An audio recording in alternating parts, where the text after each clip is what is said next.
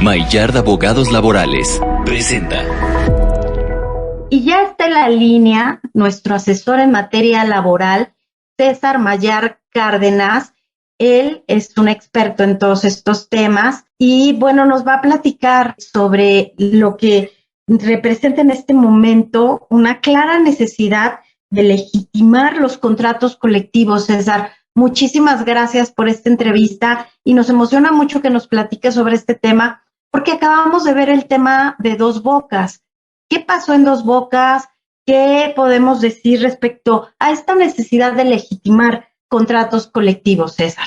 Hola, Klaus. Sí, mira, les platico un poquito cómo está el tema relacionado con la legitimación de los contratos colectivos y atendemos también al tema de Dos Bocas, que es un tema ahorita muy caliente. Anterior a la reforma de 19 de la Ley Federal del Trabajo, del 1 de mayo del 2019, como todos sabíamos, existían los contratos llamados blancos o de protección, ¿no? Bueno, no eran, la ley no los contemplaba como tal, pero la ley te daba el veneno y a la vez te daba el antídoto en su mismo contenido. Entonces, muchas empresas tenían contratos blancos para protegerse del sindicalismo activo. Con la ratificación del Convenio 98 por el Senado del Gobierno de México y la reforma a la Ley Federal del Trabajo el pasado año 2019, ahora rigen los principios en el sindicalismo de libertad sindical y de democracia sindical. Relativo a la democracia sindical, ahora las votaciones o las elecciones tienen que llevar a cabo un proceso electoral o un proceso de votación con las características de que tenga un voto libre, directo y secreto. En la misma reforma, en los artículos transitorios, dan hasta el 2023 para que podamos legitimar los contratos colectivos. ¿Y esto qué quiere decir? Que ahora los sindicatos van a tener que acreditar la representatividad de los trabajadores. Y pues esto, por lo menos el 30% de los sindicatos participantes, sea uno o muchos sindicatos, o de los sindicatos contratantes, bueno,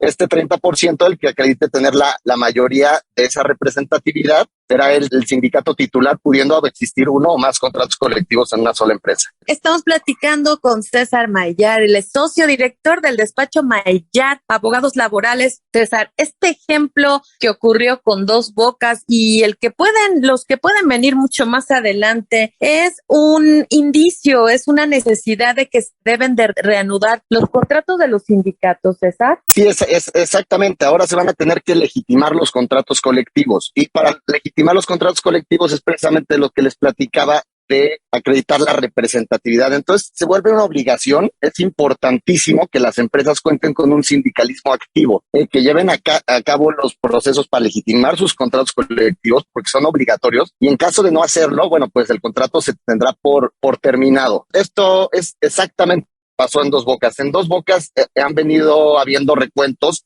incluso desde la administración pasada en el gobierno de Enrique Peña Nieto, en el que se disputaba la CTM en la titularidad del contrato contra la CATEM.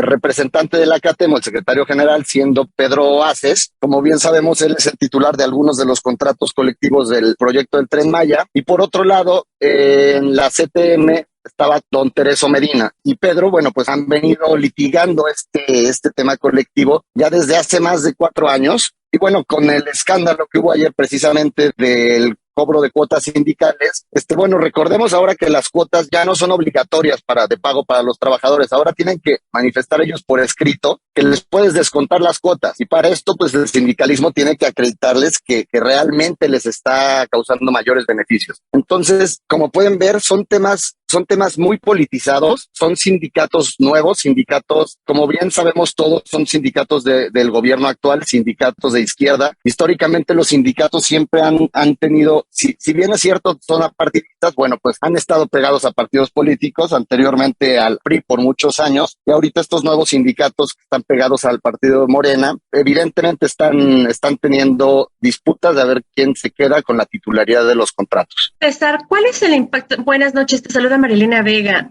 ¿Cuál es el impacto que tiene esta nueva reconformación, esta nueva estructura de los sindicatos en México, el impacto que tienen en los trabajadores y por supuesto en el sector empresarial? Mira, el sindicalismo ahorita una de las ventajas es que si no se acredita la representatividad o si los trabajadores están conformes con el trato, las condiciones y prestaciones de la empresa, bueno, pues ellos incluso pueden optar por el modelo de no sindicalismo, como se conoce en Estados Unidos y en Canadá, el no union. Ahora, el sindicalismo, la representatividad, bueno, pues realmente la importancia de tener representatividad o una vida sindical activa, vamos a hablar un poco del neosindicalismo, ¿no? Por denominarlo de alguna manera. Esto es el sindicalismo de la mano con la empresa. Me queda claro que las empresas tienen prohibida la injerencia en la vida sindical, pero si empresa y sindicato llegan a acuerdos en las pláticas o en las revisiones en las que se ligue la productividad al incremento de las condiciones, hay estudios probados de que se incrementa la economía, se mejora el rendimiento de las empresas y las personas se vuelven más productivas y vuelven por consecuente más productiva la empresa.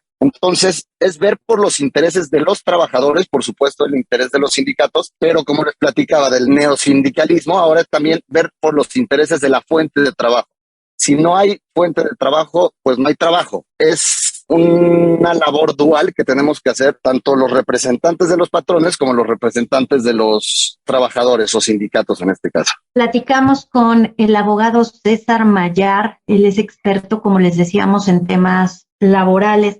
César, decíamos la importancia de reanudar la revisión de los estatutos de los sindicatos. Esto tiene que ver un poco con el escenario pospandemia, de cómo bajó la actividad en los tribunales laborales. César, ¿cómo se está regularizando todo esto? Hola, Clau. No, mira, no tiene nada que ver con la pandemia realmente, con lo que tiene que ver para los estatutos y los contratos colectivos. Bueno, otra vez, y perdón que insista con la reforma, bueno, a raíz de la reforma se crearon nuevas obligaciones para los sindicatos. Entonces, si no están actualizados los estatutos y los contratos, ya tienen que estar más bien actualizados los estatutos y los sindicatos para que los mismos puedan seguir teniendo una vida activa. Ahora, por lo que hace a los contratos colectivos per se, pues los mismos se van a tener que legitimar no solamente con la votación, sino que van a tener que tener nuevas obligaciones, como por ejemplo que todos los trabajadores conozcan el nombre de su sindicato, el nombre de su líder sindical, conozcan su contrato colectivo, los estatutos, la toma de nota, las comisiones mixtas, incluido el cuadro general de antigüedades y el reglamento interior de trabajo. Entonces, estas son las nuevas obligaciones que obligan a los patrones o a las empresas más bien a tener un sindicalismo activo real. Muchísimas gracias, César Mayar Cárdenas, por esta explicación. Esperamos mantener comunicación contigo. Recuérdanos tus correos, tus datos, por si alguien quiere consultarte, César. Claro que sí, Male, muchas gracias. Gracias a ustedes. Mi correo es César M de mamá @Mayar, como mi apellido es MAILLARD.com.mx y nuestros teléfonos son 5662-9882. Perfecto, pues ahí está, siempre es bueno, así como tenemos contadores, fiscalistas, tener un abogado que nos pueda orientar. Muchísimas gracias, César Mayar Cárdenas, socio director del despacho Mayar Abogados Laborales. Gracias por esta charla para Salud, Dinero y Amor. Gracias a ti, Malena. Gracias, Clau. Gracias. Muy buenas noches. Seguimos con más información aquí en Salud, Dinero y Amor. Mayar Abogados Laborales presentó. Y muchas gracias por continuar con nosotros aquí en Salud, Dinero y Amor. Ya está con nosotros en la línea Ramses Pech. Como ustedes saben, él es analista y asesor en la industria energética. Muy buenas noches, Ramses. Gracias por esta entrevista para Salud, Dinero y Amor. Muy buenas noches y les mando un saludo. Muchas gracias, Ramses. Ramses, mucho se ha hablado de la reforma constitucional para la industria eléctrica, pero analizando el sistema de despacho, lo que se tiene ahora, ¿es absolutamente indispensable modificar la Constitución o como pidió el CESP, se puede hacer a través de una reglamentación? Y si, bueno, pues ya estando en el Congreso se podría dar marcha atrás en esta confrontación política, Ramses. Sí, primero, no necesitamos cambiar la Constitución porque la Comisión Reguladora de Energía puede emitir ciertos criterios para hacer las modificaciones en el mercado y que puede ayudar en su momento dado. Y esto puede ser respaldado por la COFESE. De igual forma, decirles a ustedes que la Constitución no está cambiada por lo siguiente. En el mercado eléctrico hay dos figuras preponderantes, que es el que genera la electricidad y el que tiene la parte del suministro. El que genera puede utilizar ya sea energía eólica, solar, turbinas, ciclo combinado y todo lo que con ello conlleve. En la parte de generación del mercado, el 55%, confirmo, lo tienen los privados y el 45% lo tiene la Comisión Federal de Electricidad. Del total de esto que se genera en el mercado, el 76% lo tiene el control la Comisión Federal de Electricidad. Esto significa que los contratos que llaman PIEs, que son los productores independientes de energía, y los contratos de largo plazo, tienen forzosamente venderle esa electricidad que generan o darle la electricidad a la Comisión Federal de Electricidad. Y esto a su vez, junto con el 45% genera, tiene el 76% controlado de lo que se puede comercializar en el mercado. Dicho esto, la segunda figura que es muy importante es el suministrador. ¿Qué es el suministrador? Es el que va a llevar la electricidad, que la va a llevar de la parte de las redes de transmisión y distribución, va a colocar un medidor al usuario final y este le va a medir, le va a facturar y le va a tener que mantener su electricidad las 24 horas del día.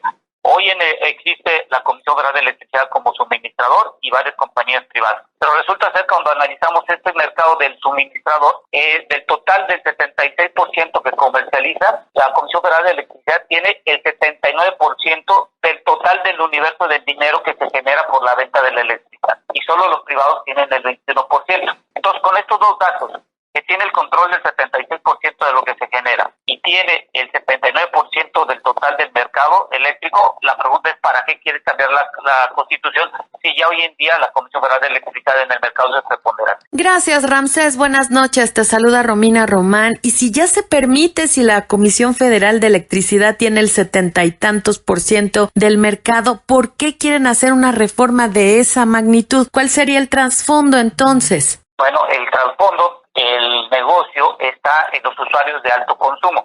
¿Se han escuchado las últimas versiones que se han dado que están diciendo de ciertas empresas de alto consumo que tienen la electricidad por debajo de un usuario doméstico? Esto es real. ¿Por qué? Porque están comparando la tarifa DAC, y la tarifa DAC es del servicio doméstico, donde estamos todos nosotros, que hay 7 tarifas, de la 1 a la 1F, y la tarifa DAC significa que cuando ya te pasas del mínimo, cuando menos los últimos 2 meses, pasas a alto consumo y la electricidad te cuesta casi 5.40 pesos. Imagínate que una tienda de conveniencia que todos conocemos, que la podemos encontrar en la esquina, esta tendría que contratarse con servicio básico, es decir, todo el año tendría que estar pagando 5.40. ¿Te imaginas tú, cada producto o insumo tendría que ser trasladado ese incremento de tarifa eléctrica a cada uno de nosotros que estamos yendo a comprar en estas tiendas de conveniencia, por así decirlo? Entonces, el trasfondo está en el negocio del alto consumo. Son pocos usuarios, mucho consumo y por lo tanto se genera bastante dinero.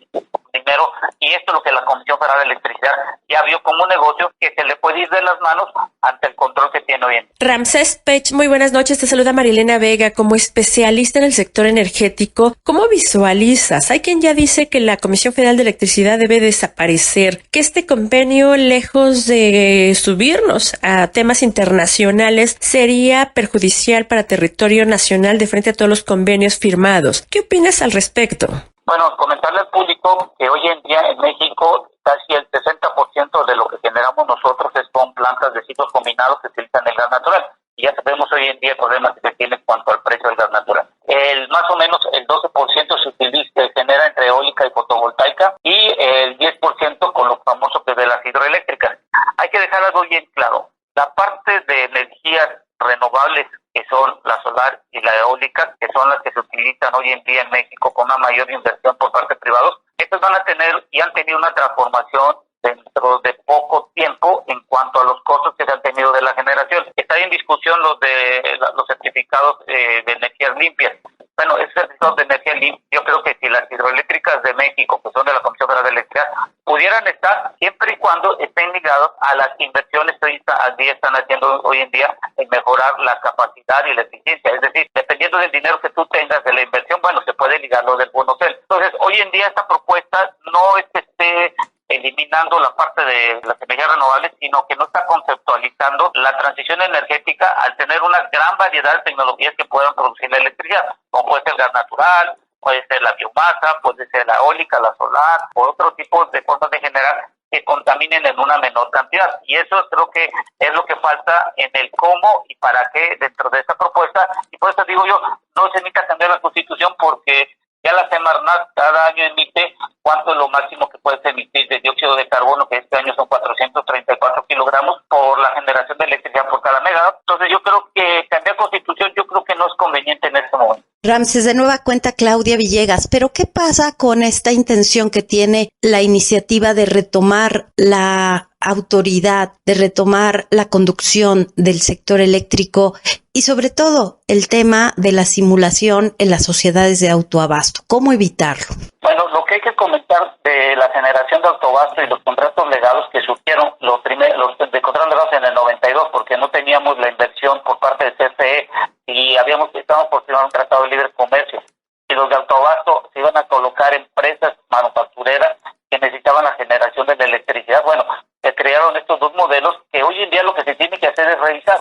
Cuanto a los contratos delegados, yo lo que estoy proponiendo es que el SENACE pudiera hacer un cálculo de costos nivelados, que ellos lo hacen porque cada año hacen un estudio, y en cada una de las plantas que tenga algún contrato, la Comisión Federal de Electricidad, revisarlo. Y esto no tendría que ser cambiado a la Constitución porque son entre docentes, entre la empresa que genera la electricidad y se la vende a la Comisión Federal de Electricidad, y debe haber unas cláusulas de ajuste de precios o de salidas de este tipo de contratos. Yo creo que simplemente hay que sentarse y evaluar.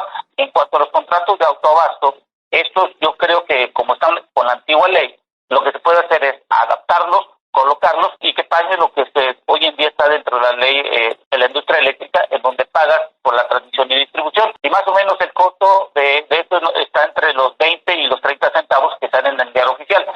Si tú comparas los costos de CFE sin subsidio, los privados están por debajo. Y lo que tiene la ventaja la Comisión Federal de Electricidad en el mercado es que como tiene subsidios, esto es lo que les ayuda un poco para tener precios de la electricidad.